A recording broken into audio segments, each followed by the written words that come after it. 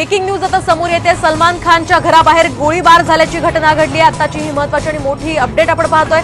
सलमान खानच्या वांद्रे इथल्या घराबाहेर हा गोळीबार झालाय।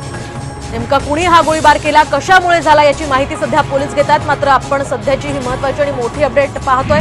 सलमान खानच्या घराबाहेर गोळीबार झालाय। हल्ला झाला त्यावेळेला सलमान खान देखील त्याच्या घरीच होता। मात्र सुदैवाने पहाटेची वेळ होतीये, त्यामुळे जखमी कोणी झालेलं नाहीये। मात्र नक्कीच आता मोठा धोका इकडे उत्पन्न झालेला आहे आणि म्हणून मुंबई पोलिसांनी सुरक्षा देखील इकडे सलमानची वाढवलेली आहे। यावेळेला याआधी देखील अनेक वेळेला सलमान खान याला ऑरेंज पिस्टल गॅंग